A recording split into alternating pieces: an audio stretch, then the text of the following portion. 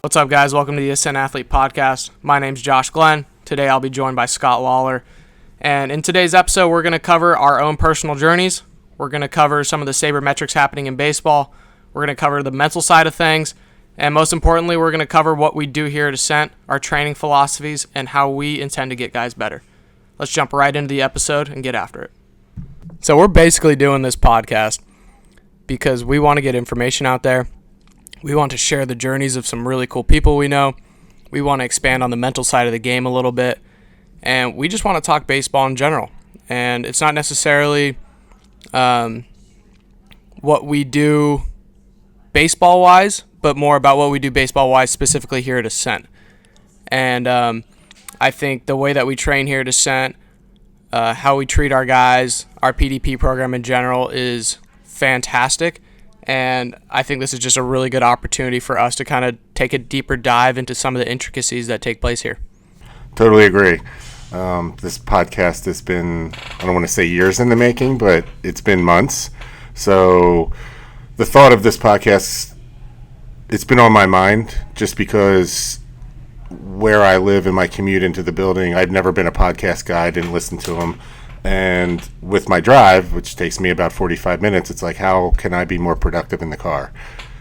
And with that, I started listening to podcasts to try to take advantage of the time spent. So that turned into this winter when we had our pro guys in and started to talk to Ryan McCarty, who trained with us all winter, who's with the Blue Jays. And his story is incredible, which we'll dig into at some point when we have Ryan on. But we just started talking a lot about the mental side of the game and where there's a missing piece there, I think. And we do all this cool stuff physically in the building, and we do the mental stuff as far as camaraderie and coaching, all of that. But the deep dive mental side of the game, so then we started discussing we should do a podcast. And that went through the winter, and then you joined us in February, and we started discussing, so here we are. Absolutely. I'm super excited to get this thing rolling. I think a really good start for us is just for the listeners to kind of get to know us a little bit. So, Scott, let's hear about your journey a little bit. How'd you get into coaching? Where'd you play? How did you play? What position did you play? Just dive into it. Go all in. How did you play? That's up for debate. Journey's been obviously different just because I'm much older than you. Grew up in Norristown, did the local thing. There was no travel baseball back in the day. So we played high school ball, your 20-ish games, went and did your Legion ball, and which was similar. So the amount of volume was much less then than it is now. And it was, more normal, like single games on a weekend, that type of thing. And so after high school, I, played 3 sports, football, basketball, baseball, loved whatever was in season at the time best. And with that being said, it took me a really long time to commit to a college because I didn't know what I wanted to do. I actually thought I was going to be a basketball player. And some of those opportunities were there, but I was better at baseball. It was an interesting case just because it did take a while. It's very different. Like we have 8th and 9th graders committed around here before they changed the recruiting rules. And I was sitting there at graduation or right before it and still uncommitted. We just made the most of the opportunities because after our high school season, I was able to play in the Carpenter Cup, which is like the only all-star thing around here at the time, and got to play at Veterans Stadium, which is the Philly Stadium back in the day. And hit a home run, hit a double, hit a triple, and it was only 2 games. And then the morning after we lost, because it was one and done, got a call from a college coach and couldn't understand him on the phone and thought he was telling me a different school, and have to have him explain it to me like 4 times, which was embarrassing. But he finally said, "This is Coach Toman from NC State," and I was like, "The Wolfpack, Jim Valvano, I know it." And he's like, "Can you come visit here tomorrow?" And I'm like, "I don't know." I have to ask my dad, who just got off his shift work as a police officer who was sleeping upstairs. And so I went up and asked him. He's like, "Where are you going?" And I was like, "Can you drive me to North Carolina tomorrow?" And he's like, "Sure." So yeah, that started my journey there, and it was very different than it is today. You being younger, what was your journey like? It was actually, there's a lot of similarities to it.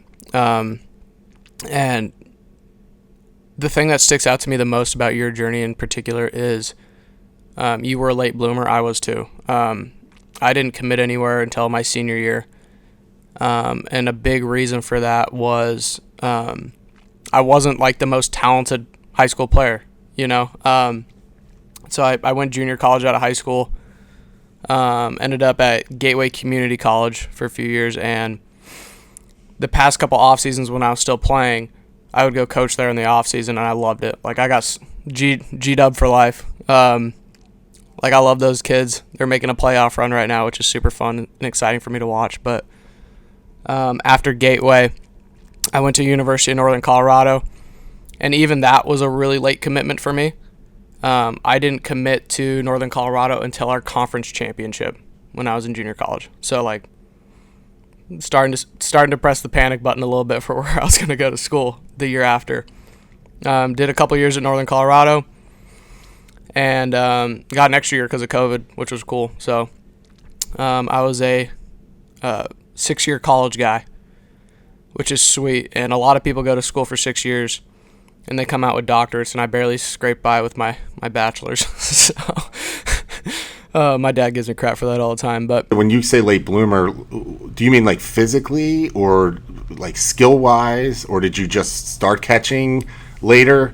So I started catching my freshman year of high school. Like I caught a little bit growing up, and then I didn't really get serious about it until like freshman, sophomore year of high school. And it was literally just one day like, hey, we need someone to catch bullpens. And I did it. And my coach was like, you don't completely suck back there. Like maybe you should, we think you're a better catcher than you are a second baseman. So that's kind of how I got back there. And it was awesome. It was awesome. And like I caught the rest of my career. I played very, very rarely elsewhere when I played. And at Northern Colorado, there was one season where I got to play a little first base, and I was miserable. I hated it. Like I was so bad at it. That was my second spot. I was actually pretty good at it because that's what I played growing up, and I was a pitcher. And yeah, my senior year, I started catching.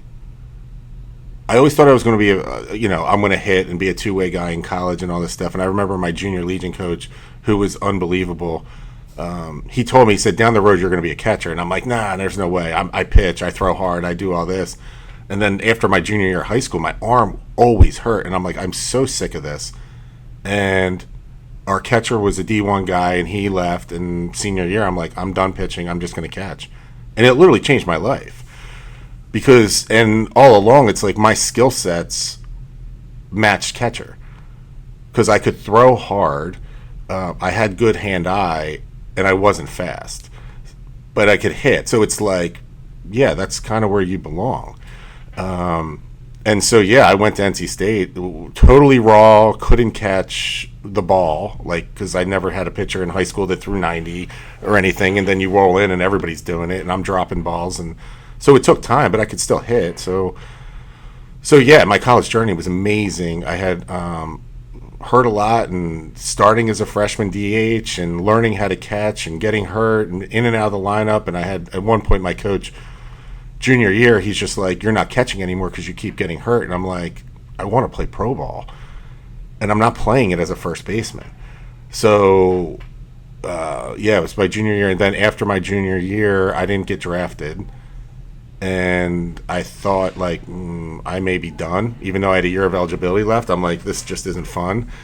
And I didn't have anywhere to play in the summer, and I was talking to one of my buddies, and he's like, you should come to Cape Cod. And I'm like, I don't know if I can play in Cape Cod. It's the best league. And I thought about just not playing baseball anymore, unless I could get into the Cape. And I went up for a tryout, and I had multiple offers and got to spend the summer in the Cape, and I started catching again, and our college coach had left. So this whole thing about me not catching was, then it's back on the table. I could catch. So I had a really good summer. Had really good players on my team. The other catcher on my team is Josh Holliday, who's the head coach at Oklahoma State. So Josh and I spent a lot of time together because he was just a freshman after freshman year, but he was the son of a Division I coach in Tom. So he was well beyond his years in knowledge. And as much as I helped him in the weight room, he was helping me on the field, cleaning up my swing, talking catching stuff. And it was just the best summer because it set me on the right path going into senior year. And Coach Avent came into NC State, and there I am, captain of the team and catching again. And our team had a great season, which led me to signing with the Astros and a couple more surgeries. And Coach Avent said, why don't you start coaching? You're good at it. So I did it for 5 years with him, which is amazing. So, yeah, a lot of cool stuff. Yeah, absolutely. And like I relate a lot to that journey just because when I was at Northern Colorado, after my last season, like I was really struggling with how much I loved baseball there. We weren't very good as a team. I was having a really bad season, and I really thought I was going to be done after kind of everything finished up. And it kind of turned into a post-game speech by my skipper there, Carl Iwasaki. Carl recently passed away, but I learned so much from him, and it was an honor to play for him. And it was an honor to play against him too. He managed or was the bench coach of one of the teams in the pro league I played for. But Carl told us after the game, he pulled all the seniors together and was like, "Whatever you feel like the game of baseball has given you, give it back, give more back." And I carry that advice with me every day. I feel like baseball has given me so much. I feel like it's given me so many friendships, so many life lessons. And now that I have the opportunity, now that I'm in the position to give that back, I really want to do right by that, and kind of really honor that advice because it's important, what's funny is you talk about at some point hating the game, and I was just talking about it. And neither one of us hated the game because look what we're doing now. We're still in it. We were struggling. And it's just, you got this game, man, this game teaches you persistence. And it's like the grind of it is the fun part. And some days you hate the grind. And, man, here we are. So, go ahead. Yeah, no, I mean, you're 100% right, and when I look back at what has kept me in the game, right, I'll be the first to tell you it's not the game itself. I love baseball, but baseball's never going to love me back. It's one of those weird things, right? The thing that's kept me in the game, truthfully, is the relationships and the people and the lessons that I get to learn still, not even playing anymore. The game still teaches me. That's why I'm still in the game. And again, I think Carl's advice, going back to that, is beautiful when you think about it, because this game has literally given me so much. And now I'm in a position to give it back. And I want to. I want to give it all back. Yeah, I feel the same way. It's why I got back into it. Because, as you know, I was in corporate America for 15, 16 years and had 2 kids, and it was like, it's time to get back. I missed it, just for me. And the fact that my kids happen to play is the bonus. But yeah, same as you, man. It's like the joy of, as a player, you love to go take BP. But it's like when you jump out of the cage and you're hanging out with your teammates, watching them, and you're talking the game and discussing the nuances of the game. That's the fun stuff. And it makes, we talk about a grind, but guys who truly love baseball love that grind, because it's not a grind for them. It gets hard at times when the offers start piling up, but the joy of practicing and working out, it's fun. That's the beauty of the game, and then being with your teammates doing that stuff.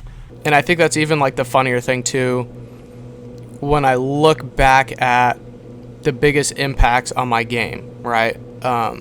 Playing wise. My coaches helped me tremendously. But some of the best conversations I've had about the intricacies of the game, the nuances have come from other players. Like that post-cage session with your boys, like you're just getting extra work in and you're just talking swing thoughts, not necessarily mechanics, but it's like, hey, this is what I'm trying to do in the cage today. And like, it's working really well for me. Like, give it a go. Like there's no judgment. There's no whatever. It's just like, we all recognize how hard baseball is and we all are in it together and we're all trying to figure it out together. And it's just like, it's a general respect thing. And truthfully, that's what I love so much about what we do here too. Yeah, I was just going to say, it's like everybody's trying to find the right answer to the puzzle. Whether it's that night and you're after the game and someone's 3 for 4 and someone else is 0 for 4, like what pieces did they get to solve that puzzle? We do really hard stuff in here. And you guys over in hitting or wherever it is set up really hard drills and there's 5-6 kids waiting to do the same drill. They're doing the same thing. They're trying to find the answer to what you guys, the test you're giving. That's fun. Yeah, I mean, that's what it's all about, and even when I think about my professional career in general, and like I transitioned in this coaching stage, when I talk about like specific swing philosophies, the best example I always use is when you go around a professional locker room, college locker room, whatever it may be, not everyone is having the same swing thoughts and not everyone is trying to accomplish the same mechanics to a certain extent, right? Which is crazy. But I mean, baseball's so hard. You got round bat, round ball, and you got crazy coaches like us telling you to square it up. And it's always incredible to me to figure out the mind-body connection for different guys, and some of the best players I played with were like, oh, dude, I'm trying to get the barrel in the zone as soon as I possibly can. And some players I played with that were equally as incredible were like, man, I'm trying to chop straight down at the ball. And then vice versa, like, I'm trying to swing straight up at the ball. Like, it's incredible what mindset and mind thoughts you have to have in order to accomplish a goal. Totally agree.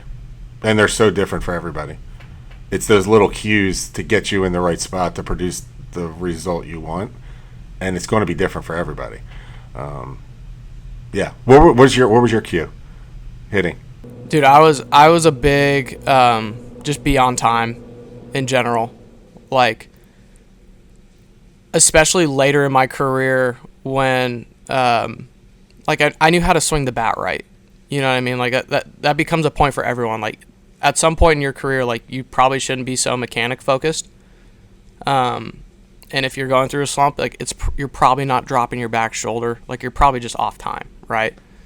And specifically when we talk about the mental side of the game, I'll bring up a guy named Trevor Moat a lot about his neutral thinking. But the concept of that is basically, if I go 0 for 4 with 4 punch-outs, I'm not going to be positive about that. Like, what's there to be positive about? You know what I mean? Like, I sucked. Did you do that? Oh so much. I was a defensive catcher in pro ball. I'll put it like that. But when I would go 0 for 4, the neutral thinking system kind of gave me a way to diagnose why. And it gave me tangible reasons for how do I fix this. So like a great example would be like, okay, my first at bat, I swung at 2 pitches, I fouled them both off, and then my third pitch I chased in the dirt. Okay, like we have to be more selective on that third pitch. Or like second at bat, hit a line drive right back to the shortstop. It was crushed. All right, good job. Like it gives you a tangible thought process on how to make adjustments. And it takes a lot of practice. Like everyone wants to be in their flow state, right? Like that state of when you're not thinking and you're just going. Like you can just roll out of bed. Like when you're hot, And truthfully, there's no other feeling like it in the world, especially in baseball. Like when you have your first at bat of the day, and you're just like, oh, I'm on today. Like there's no better feeling in the world confidence wise, right? So that's like a positive, that's moving forward, right? And there's also like vice versa. There's probably not a worse feeling in the world when you go up to the plate, your first at bat, and you're just like, man, I didn't see a single pitch right there. That did happen to me once. This guy's throwing BBs, and I don't know. Like, he could just move his hand, not throw the ball. I'd probably swing, you know? So the middle ground is kind of neutral, right? And if you think of a car, like Trevor Moawad always used the analogy of a car. Like, that's kind of how he came up with the term or coined the term neutral thinking. Is when you put your car in reverse, like, you can't just slam it into drive and expect it to go well, right? There's that transition phase. There's that neutral phase of like, okay, my car is stopped. I'm in neutral. Let's put it into drive and then go, right? So it's the same concept with your mind. Your mind is, he has a quote in there where he's like, your mind is the world's most powerful supercomputer ever produced by unskilled labor. And it's true, right? Like, the mind is unbelievable, and I think the unskilled labor part is hilarious. But when you look at how you deal with failure, it's going to happen in baseball. It's going to happen a lot in baseball. It's so important to be able to go, okay, this is why that happened. I can change that. This is why that happened. I can't change that. Diagnose what you can change and can't change. Change what you can. Move on from the stuff you can't. So like the line drive right at the shortstop, or like the piss rod right back at the center fielder. What are you going to do? Right? Like, there's nothing you can do about that. Like, you just have to keep moving forward. But the chase in the dirt. Right. You chasing 3 pitches in the dirt. All right, I have to be more selective. I have to figure out a way to be more selective. And that's when the game gets fun, when you can be adjustable and figure stuff out for yourself. It's interesting. When I played, I was like, my cue was always my back hip. And I just used to try to drive through with my back hip. Because if I didn't have that cue, I would fly open and pull off and ping pong balls to third base a lot. But I think I was more of the structure, that structure came from my senior year of college. We had a really good hitting coach named Billy Best, who's a scout with the Royals. I think now he's with the Braves for a while. But Billy dug into mechanics more, which I never had in my life. And I know you can overdo mechanics and think about them too much, but I really enjoyed it because I didn't know anything. Like, I literally didn't know anything. I would just put my bat on my shoulder and pick it up and just swing, which is beautiful, right? Because it makes you an athlete. But there's got to be some level of understanding. And Billy's plan made it easier for me to not have to think in the box, if that makes sense. Like, I could always be somewhat at a neutral state because he created a plan for me to then go be successful. So, like, he took my thinking for me, in a way. And I love that. That's really cool. That's really cool. And like, what we can do a whole episode on neutral thinking. Like, I can go for days on it. But another quote from the book that I love is Trevor says, having no plan is a plan in itself. You know, like, you're planning not to plan. Like, you're preparing to have no plan and just kind of go up there and wing it. And that's a plan itself. And that's probably not your best plan. And so when you're talking about kind of having that simple plan, that's awesome. That's perfect, right? And like, I think training athleticism in here is like, that's a big philosophy for me over in hitting, is like, yeah, I'm going to change some stuff mechanically for you, but I don't want you to lose your athletic ability.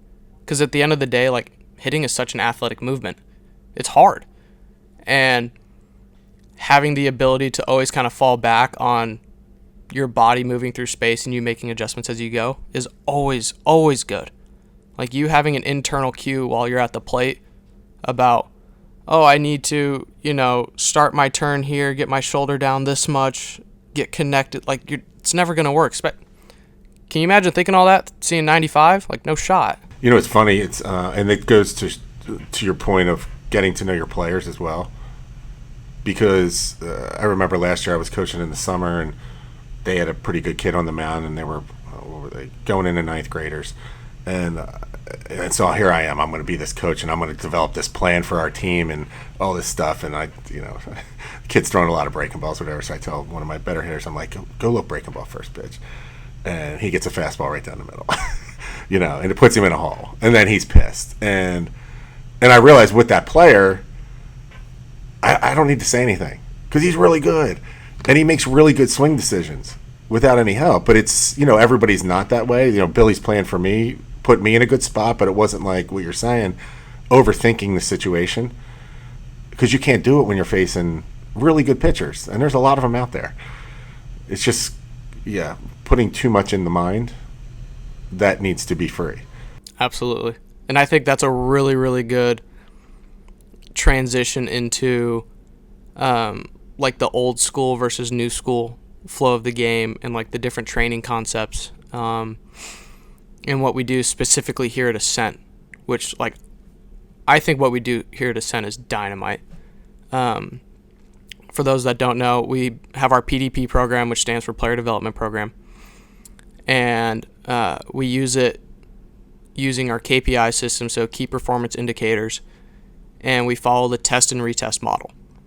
So essentially what we do is we evaluate you, we see what you're good at, we diagnose what you're not so good at, maybe what you're deficient at, and we create a tailored program for you to get better doing that. And everything's scaled down from what they're training in the big leagues. So having that system of like that test and retest ensures for us as coaches that you are getting better, and like there are tangible results about, hey, look, like your bat speed's gone up 3 ticks. Like we're getting somewhere, right? Like you're getting stronger, you're learning to rotate better. Your ceiling's going up, which is bringing your floor up as well, right? And like that's something that's newer in the game. Like when you played, like, was there bat speed training? No. There was nothing. There was literally, I think I hit that ball hard. Oh, the ball went over the fence. It reached this parking lot or this building in left field or center field, so I hit that one harder. But no, there was nothing. We didn't have any of that. We had radar guns to do, on the pitching side, but those were so rare you barely ever saw them, unless there was some really good kid that scouts were out seeing, but nobody knew it. There was none of that. And even when we look at like how do we scale back from the big leagues, right? Specifically in here when it comes to the hitting department, like what's most important in the big leagues today? Like what's most important to big league clubs? And that's they're buying runs. Like runs are a currency, right? So are outs, for that matter. Runs and outs are currencies in the big leagues. So when we look specifically at some of the saber metrics that's happening and that big league clubs are looking at, and our current director of player development, Josh Herzenberg, he's a wizard with these numbers. He's taught me a lot about them. But the two that we see a lot, and they're basically the same thing, just on different scales, is WOBA and WRC plus. So WOBA is a weighted on base average. It takes plate appearance results and quantifies them as run values. And the number that you get is like somewhat similar to like a slugging percentage number, but it's a lot more in depth than that. And then the WRC plus number is give or take WOBA basically on a 100 scale. So 100's average, anything above 100's better, anything below 100's less, like below average. Yeah, we didn't have that.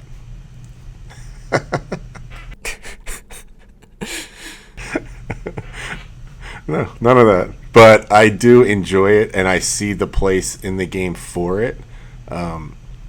We do a really good job in here. You guys do mostly. Teaching the kids, and when you talk about scaling, these metrics can get overwhelming. But what I found in here is you guys do a great job with letting the kids slowly understand the high level, and then it gets deeper, right, as they get older and more experienced. So a little kid, we can talk about bat speed. But some of our older guys, our college guys, our pro guys, you may be breaking down the blast motion data way further down that line. And that's the beauty of Ascent, is we have the ability to capture all of this data. And in my eyes, it allows this progression of the kids to understand it and know what's important and digest it, so it's not in their head. The other thing I really like about it is there's no like quick fix in baseball, right? It's a long game. It takes a while to do really good things. That can be frustrating, especially when you have the 12-year-olds who hit a lot of home runs, and they're pitching at either 46 or 50 feet, and then they go to the big field, and then they may not hit a home run for a while, and the bases are longer and the mound's further, and kids get frustrated. The beauty of what we do in here is we can show progress. So that 13-year-old who may be struggling, and you're working with him in the cage, and he's swinging the bat at 50 miles an hour, and then a month later you retest him, and now it's 52, and then it's 54 at 8, and he wants to keep coming back, right? Because it's like, man, I'm not doing great, but I'm getting somewhere. I love that. Yeah, me too, man. And I think when we talk specifically about how we train hitters down there, Kramer does an incredible job. Like I think Kramer's a G at training hitters. Like I think he's unbelievable, right? And he's been unbelievable to me too. And he's great with the kids. Yeah, like he's great. He's great. And a big concept that we have in hitting is, yes, like bat speed, right? Like if you can swing the bat fast and make good contact, you're gonna hit the ball farther. Like it's science, right? Like it's done. We also love training adjustability and swing decisions back there. Because at the end of the day, if you just go up there and swing the bat as hard as you can every time, like hitting's more in depth than that. It's definitely a huge key to it. Like I love bat speed. Like if you swing the bat fast, like I'm all about it. But why are we trying to swing the bat fast? Because we are trying to do damage. Like we were trying to hit the ball hard at optimal degrees of launch, So when it comes down to the training, like we do a lot of adjustability stuff. We do a lot of swing decision stuff because an adjustable hitter that may not have the bat speed yet is going to be way more fun for us to train than the hitter that just comes in here and just is caveman, swing as hard as they can all the time, and is kind of refusing the adjustability side of things, because ingraining that is going to be way more difficult than, getting you a couple ticks in bat speed. Like that's really just giving you a bat speed program, getting you in the weight room and letting it do its thing. You know what I mean? Trusting the process. Yeah, you were talking about the obviously bat speed is so important. And I was just looking the other day at some of the numbers of like the best hitters in the game.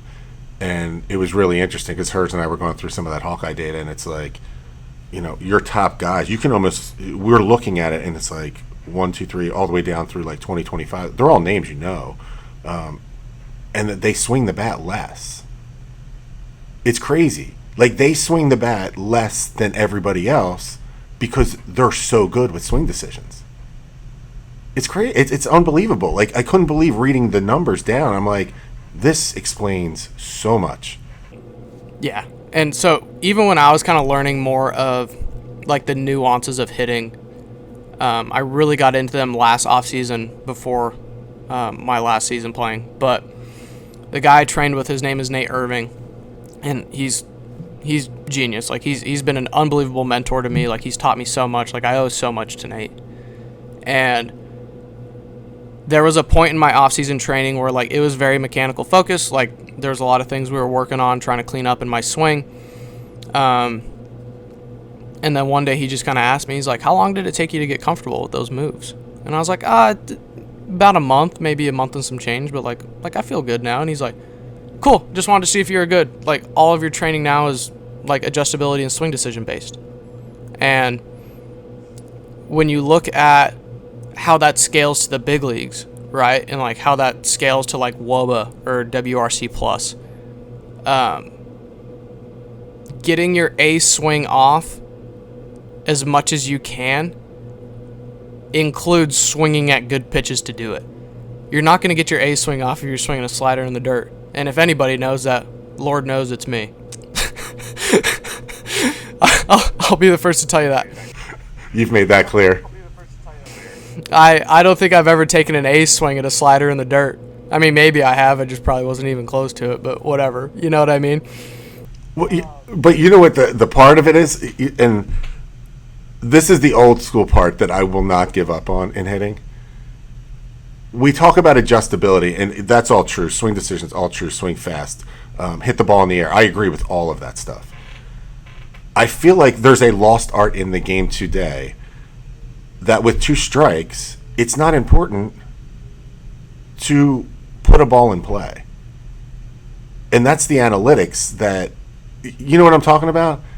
Guys still with 2 strikes, their approach is still to hit the ball out of the park. Right. Am I wrong? I'd say it's different from hitter to hitter. I wouldn't say it's necessarily so cut clear and dry with everyone. And when you say it's a lost art, I would say the art form has changed. Explain further. So when evaluating runs, right? And when we evaluate batted ball data in general, right? The chances of you getting onto first base with a choked up, butt out ground ball to the backside in the big leagues is like I don't know the exact percentages, but it's low, right? Do I think that you should still be able to do that and execute that as a hitter? Like, yeah, why not? But in terms of what's happening in the big leagues, like outs are currencies, and an out is an out, essentially, right? It doesn't weight any differently on any scale, really, if you strike out versus if you ground out or a pop out. The only scale that it could possibly weight differently on is xwOBA or xwOBA con, which is wOBA with. So wOBA is what happened in that batted ball result or that plate appearance result. xwOBA is what should have happened.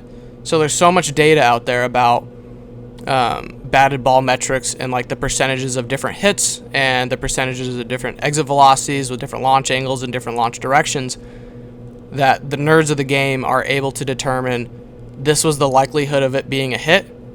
The outfielder made a plus play. Okay, that's still going to help your xwOBA. So I think the art form has just changed. There's way more data based upon what we know from batted ball results and run results. So yeah, I like striking out sucks. Like I'm not here to say like striking out doesn't suck. Like as someone that did it plenty. No, listen. I agree with you. And the big league level is the big league level. We train kids in here starting at 6-7 years old. The game is completely different than the big league game from youth through high school. It's levels. I still feel like the choked up, maybe no stride, hit the ball the other way with 2 strikes, even in high school, because I see it, plays. I think it plays a lot. And the refreshing thing for me last year is, we have a really good player in Philly called Bryce Harper, and hits a ton of home runs. And I noticed last year in the playoffs, especially, when he got to 2, he would no stride. He was super wide, making that adjustment, and it's like interesting to me to see that others don't look. I don't see a change in the approach with 2 strikes, and I'm curious why all of a sudden that I saw Bryce doing that.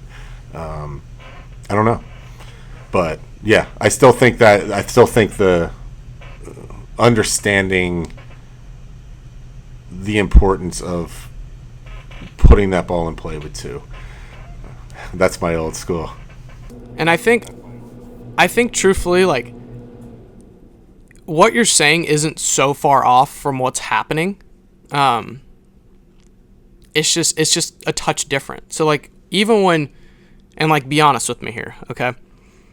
When Bryce Harper would go no stride, did it look like he was just trying to put the ball in play, or did it look like he was trying to do a little bit of damage still? 100% damage. And so I'm glad you brought that up. And I'm not talking about just hitting the weak ground ball as a right-handed hitter to the second baseman, which, hell, if there's a man on first, could give you a double play, which is worse than the strikeout. So I get it. I'm just looking for a little bit of more back control than the power. Yeah, and like back control is a huge part in hitting, right? And what you're saying isn't off. Like, you're right. It's just, how does it scale?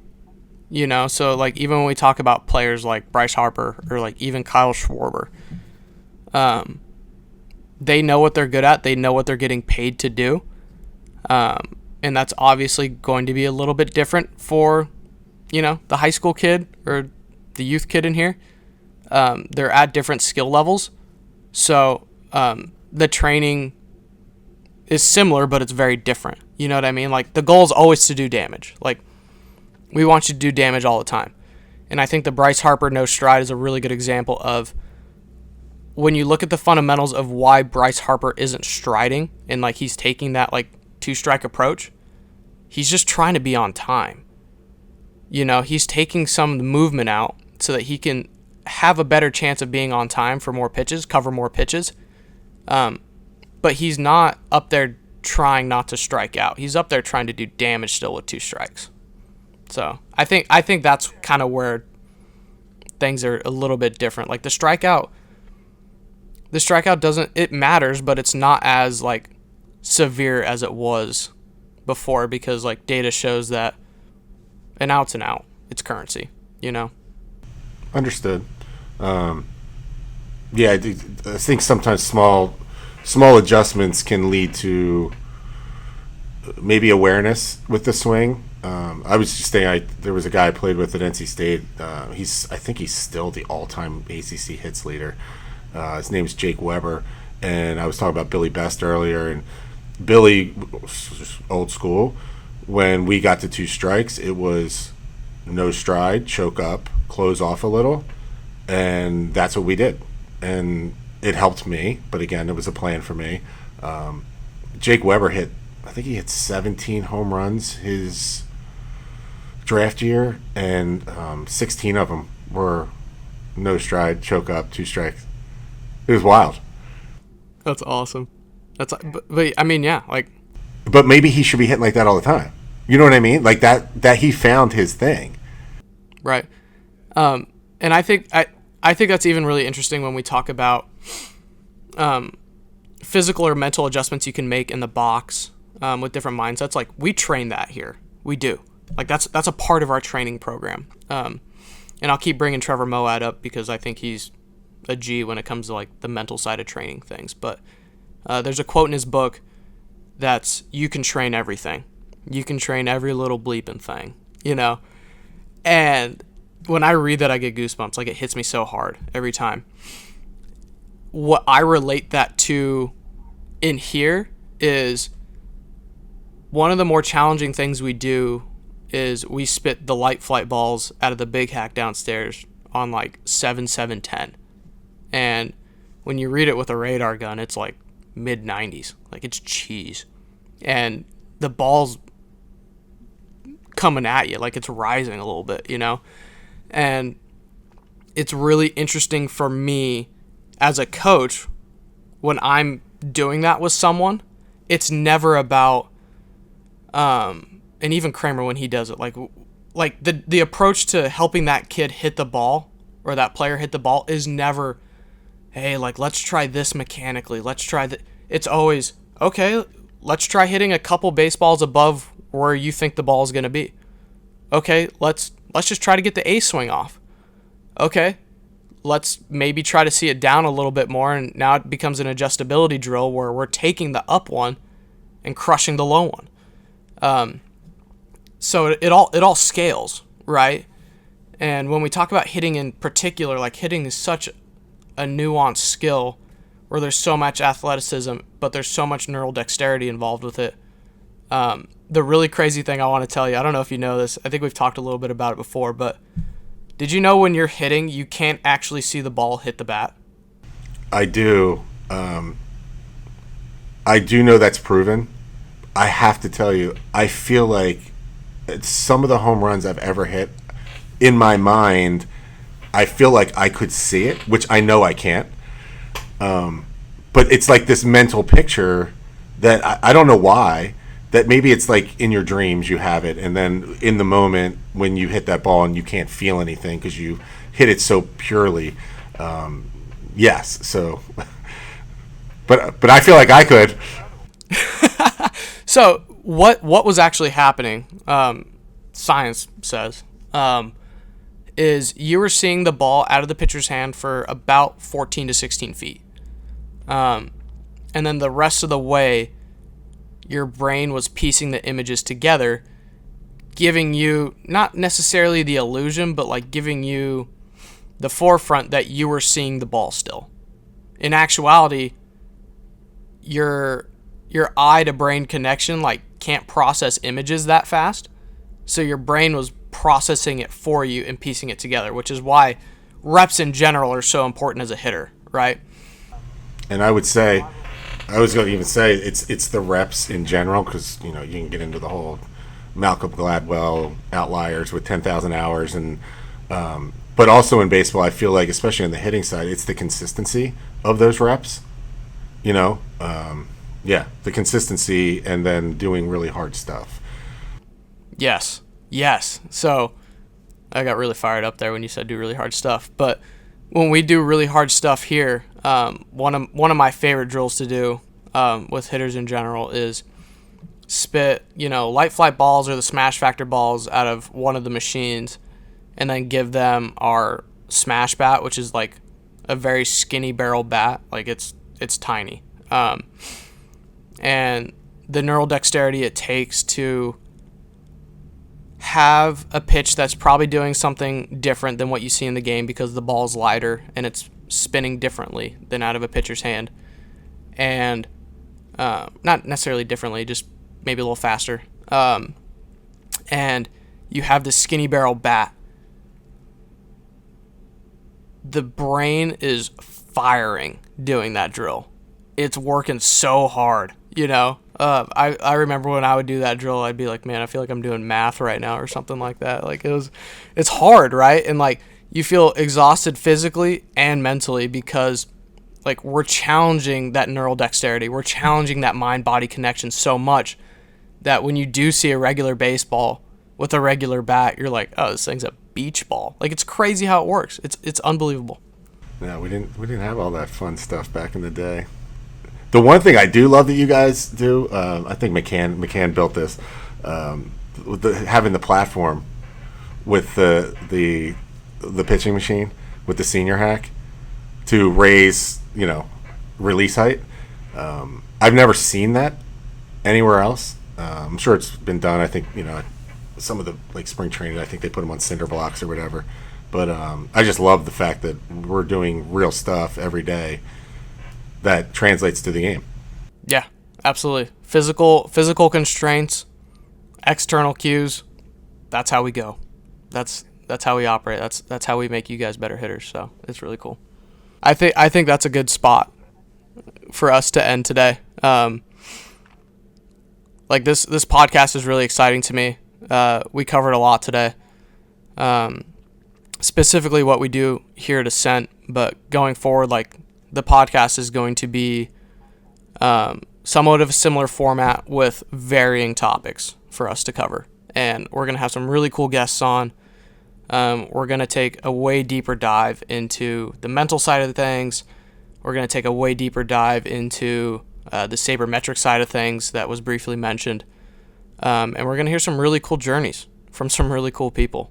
And I think it's a great way to kind of for us to give back, share our experiences and ultimately cultivate an experience for the listener of, that cage talk, that clubhouse banter.